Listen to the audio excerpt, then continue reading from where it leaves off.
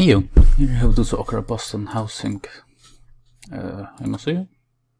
Her hvis vi kører de som rum i 3 room og 2% til low class, og her 20 pupils per teacher, så vil det et rum kosta cirka $384,000. Ja, det det. Og her så finner ni ikke rundt der med det og ting, men det ikke. Her har vi så akkurat Python-koden. Allt står her, vi ser at dere låser helt ned i 0,038. Det er alltid fint. Min absolut er på 13%. Så da ser vi der i mye av 13% fra det faktisk er rett og svær. Så det er alltid fint.